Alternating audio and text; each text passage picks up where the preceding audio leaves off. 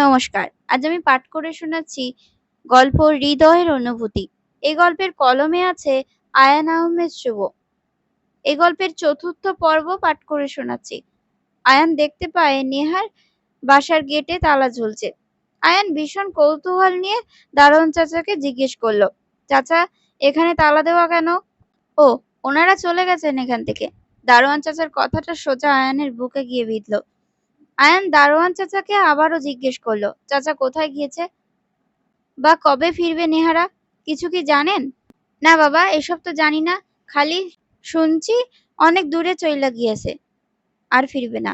কথাটা শোনা মাত্র আয়ান চিৎকার করে উঠল। দারোয়ানের কলার ধরে চেঁচিয়ে বলল, ফিরবে না মানে? কে বলেছে ফিরবে না? এই রাজ দেখ, এই চাচা কি উল্টো পাল্টা কথা বলছে। নেহা আমায় ছেড়ে কোথাও যেতে পারে না। আমি ওকে কোথাও যেতে দেব না। কলার ছাড়ো মিয়া, আমি উল্টো পাল্টা কিছু কই নাই। সিয়াম স্যার আমারে যা কইছে আমি তোমারে তাই কইছি। রাজ আয়ানের পরিস্থিতি ভালোই আঁচ করতে পারছে। রাজ জানে আয়ান এখন নিজের কন্ট্রোলে নেই। রাজ দৌড়ে এসে আয়ানকে সরিয়ে নেয়। দারোয়ান চাচার কাছ থেকে রাজ আয়ানকে চেঁচিয়ে বলে, কি করছিস আয়ান? Are you mad? ওনার কলার চেপে ধরেছিস কেন? উনি তোর বাবার বয়সী। ও সরি। আসলে এই সব কথা শোনার পরে চাচা আমাকে মাফ করবেন। আসলে আমার মাথা ঠিক নেই। প্লিজ চাচা, ক্ষমা করবেন আমায়। আয়ান, বাসায় চল। আমি কেন বাসায় যাব? নেহার সাথে দেখা করার জন্য এসেছি। আমি ওর সাথে দেখা না করে যাব না। তুই জানিস না, ভীষণ অভিমানী মেয়ে হলো নেহা। ও আসবে দেখিস, একটু পরেই চলে আসবে। হ্যাঁ, চলে আসবে তো। আগে তুই বাসায় চল, তারপরে ও চলে আসবে। আমাকে পাগল মনে হয় তোর? ও আমার বাসায় কোনো দিনও আসবে না। এখানেই অপেক্ষা করি আমি। ও ফিরে আসলে কথা বলে যাব। আয়ান, পাগলামি করিস না। নেহা তোকে ছেড়ে চলে গেছে, আর কখনো ফিরবে না। বুঝতে পেরেছিস তুই? নেহা তোর জীবন থেকে চলে গেছে। বোঝার চেষ্টা কর প্লিজ। চলে গেছে? আয়ান নিশ্চুপ হয়ে তাকিয়ে রইল নেহার বাড়ির দিকে। কোনো কথা বলছে না সে। নেহা চলে গেছে তা জানার পরেও আয়ান চুপ। আয়ানের অস্বাভাবিক ব্যাপার দেখে রাজ একটু বিচলিত হয়ে পড়ে। আমরা প্রায় অনেকেই হয়তো কোনো না কোনো সময় আমাদের প্রিয়জনকে হারিয়েছি। তো প্রিয়জনে হারানো কতটা কষ্টকর তা কি প্রকাশ করার অপেক্ষা রাখে? কিছু কষ্ট এমন হয় যে তার প্রকাশ করা যায় না, আর না সহ্য করা যায়। রাজ আয়ানের বাহু ধরতেই আয়ান এক ঝটকায় রাজের থেকে দূরে সরে যায়। শোন রাজ, আমি ভালোবাসায় হেরেছি, জীবন যুদ্ধে নয়। আমি নিজেকে সামলে নিতে পারবো। আয়ান রাজকে দেখে নিজেই একাই বাইক নিয়ে বেরিয়ে যায় নেহার বাড়ির সামনে থেকে। রাজ জোর করছিল তার সঙ্গে যাওয়ার জন্য, কিন্তু আয়ান রাজি হয়নি। 10 মিনিট পর আয়ান নিজের বাসার সামনে চলে আসে। ফর্সা উজ্জ্বল চেহারাটা লাল হয়ে আছে আয়ানের। সচরাচর এমন হয় না তার, খুব বেশি করে রেগে গেলে এমন হয়। আয়ান নিজের রুমে এসে ফ্রিজ থেকে কয়েকটা অ্যালকোহলের বোতল বের করে নিল। ব্যালকনির দিকে গিয়ে বসে পড়ল। আকাশটা মেঘলা হলেও বৃষ্টির সম্ভাবনা নেই। আয়ান আনমনে নেহার কথাগুলো কল্পনা করতে লাগলো আর ড্রিঙ্কস করতে লাগলো। বাসা থেকে বেরিয়ে এয়ারপোর্টে চলে আসছি আমি। নিজের অজান্তে চোখ থেকে জল গড়িয়ে পড়ছে আমার। ভীষণ রকম কষ্ট হচ্ছে আয়ানের কথা ভেবে। ওকে ভুলে কি করে থাকবো আমি? বারবার ওর বলা প্রতিটি কথা মনে পড়ছে আমার। ওকে একটা বার দেখতে খুব ইচ্ছে করছে আমার। ওর সাথে একটু কথা বলা তৃষার কাতর আমি। হায়রে ভালোবাসা, না দেয় ভালো থাকতে আর না দেয় ভুলে থাকতে। এয়ারপোর্টের ফর্মালিটিস গুলো পূরণ করে আমি বিমানে বসলাম। এই দেশ ছেড়ে যাওয়ার কষ্টের থেকে হাজার গুণ বেশি কষ্টে হচ্ছে এই ভেবে যে আর কখনো আয়ানকে দেখতে পারবো না আমি। আর কখনো ওর চোখে ভালোবাসা খুঁজতে পারবো না। আয়ান হয়তো নিজের জীবন সাজিয়ে নেবে নতুন করে। হ্যাঁ, ও পারবে, কিন্তু আমি পারবো না। আমি না হয় ওর ভালোবাসার অনুভূতি গুলো আগলে রেখে বাকিটা জীবন কাটিয়ে দিব। শুধু বিধাতার কাছে এইটুখানি চাওয়া, যে যেন আয়ানকে ভালো রাখে।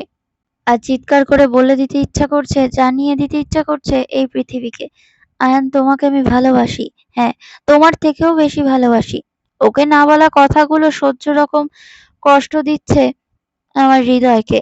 তাকে ঘিরে আমার হৃদয় অনুভূতি সারা জীবনই এমনই থাকবে।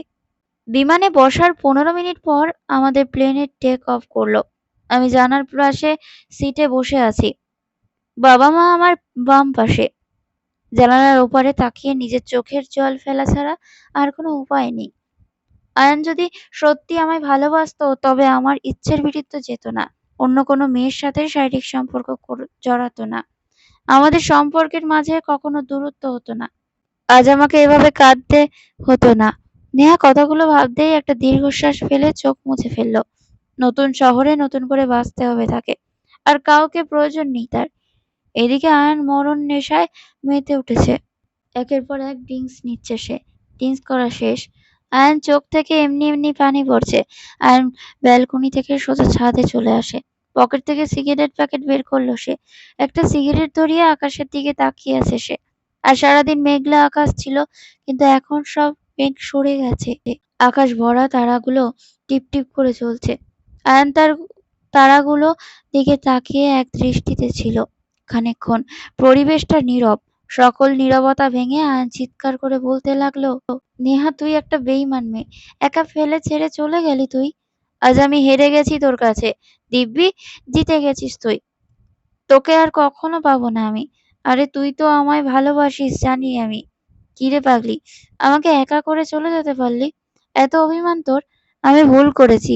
হ্যাঁ, তোর ইচ্ছার বিরুদ্ধে গিয়ে আমি ভুল করেছি। আচ্ছা বল কি করতাম আমি?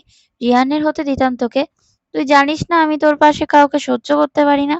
তাই তো তোকে কষ্ট দিতে, রিহান থেকে আলাদা করতেই আমি এমনটা করেছি। নেহা প্রিয়জন পাবি তুই, কিন্তু আমার মতো একটা মানুষ পাবি না। আমি অপরাধ করেছি হ্যাঁ, তাই বলে ছেড়ে চলে যাবি? একটা সুযোগ তো দিতে পারতি আমায়। বিশ্বাস কর, তোর সব অভিযোগ অভিমান আমি ভুলিয়ে দিতাম। আয়ন কথাগুলো বলতে গিয়ে বারবার নিজের উপর নিয়ন্ত্রণ হারিয়ে ফেলেছে। কিছু মানুষ আমাদের জীবনে শুধু প্রিয় হয়ে থাকে। তারা ধীরে ধীরে অভ্যাস পরিণত হয়। আর কখনো যদি সেই মানুষটি আমাদের ছেড়ে চলে যায়, তার শূন্যতা খুব মারাত্মকভাবে অনুভব করতে হয়। এটা সত্যি। নেহা তার স্বপ্ন পূরণের পথে আরো এক ধাপ এগিয়ে গেল। নেহা চলে আসে আমেরিকা। প্লেন থেকে নেমেই নতুন শহর নেহাকে ভাবিয়ে তুলেছে। এই শহরের মতো এখানকার মানুষজন। নেহা এয়ারপোর্ট থেকে নিজের নতুন বাসায় চলে আসে। বাসায় আসতেই নেহা দেখতে পেল তার চাচাতো ভাই আসিফকে। আসিফের সাথে তার দেখা হয়েছিল সেই ছোট্টবেলায়। আসিফের সাথে বলতে গেলে নেহা একদম ফ্রি। আসিফও নেহাকে অনেক বছর পরে দেখতে পেল। আসিফ নেহাকে দেখতে পেয়ে খুব খুশি হয়েছে। আসিফ নেহাকে রাগানোর জন্য বলে, বাংলাদেশ থেকে কি সব ছোট লোকগুলোরে বের করে দিচ্ছে নাকি? না মানে তুই হঠাৎ বলা নেই কওয়া নেই এখানে চলে এলি, তাই জিজ্ঞেস করলাম। আসিফ ভেবেছে নেহা তার কথাতে সব সময়ের মতো রেখে যাবে, অনেক কথা শোনাবে, কিন্তু আসিফকে অবাক করে দিল নেহা। নেহা আসিফকে সরাসরি বলে দিল, দেখ ভাই, আমার মন ভালো নেই, দয়া করে ফাজলামি করিস না প্লিজ। এ নেহা তোর কি হয়েছে? এত বছর পরে আমাদের দেখা হলো, তার তুই কি মুড অফ করে আছিস? এত বছর পরে দেখা হলে বুঝি আনন্দে আত্মহারা হয়ে যেতে হয়? না আমি সেটা বলতে, আমার রুমটা কোন দিকে? এই তো সিঁড়ি দিয়ে সোজা উঠে যা, বাঁদিকে তোর রুম। ধন্যবাদ। নেহা ব্যাগ নিয়ে তার রুমের দিকে চলে যায়। নেহার আচরণ অনেক বদলে গেছে। সবসময় হাসি খুশিতে মেতে থাকা মেয়েটার মুখে বিন্দুমাত্র হাসি নেই। নেহাকে দেখে মনে হচ্ছে অনেক চিন্তা ভর করেছে। আসিফ নেহার বাবার মিস্টার সিয়াম সাহেবকে বলতে লাগলো, আঙ্কেল নেহার কি হয়েছে? ও তো কখনো এমন করে নাই। অনেকটা বদলে গেছে নেহা, কি হয়েছে? আসিফকে প্রথমে না করে দেয় নেহার বাবা, কিন্তু আসিফের জোরে উনি সবটা বলতে বাধ্য হয়। আসিফ সবটা শোনার পর একটা দীর্ঘশ্বাস ফেলে বলে, এই সময় নেহার পাশে আমাদের থাকা উচিত। ওকে একদম ওর ইচ্ছে মতো থাকতে দেওয়া উচিত। সময়ের সাথে সাথে নেহাও মানিয়ে নিতে পারবে। তাছাড়া যদি ওকে ব্যস্ত রাখা যায় তবে আয়ানের কথা ওর ওপর মনে পড়বে না। সেই জন্যই ভাবছি এখানে একটা বিজনেস শুরু করব। নেহা যদি ধীরে ধীরে বিজনেসে সাহায্য করতে থাকে তবে ওর অতীতগুলো ভুলতে পারবে। ঠিক বলেছেন আঙ্কেল, আমি সব ব্যবস্থা করছি। আজকে বিশেষ কারণে গল্পটা ছোট করে দিতে বাধ্য হলাম। ফিরে আসবো পরের পর্বে এবং পরের পর্বে শেষ করব। ধন্যবাদ সবাইকে।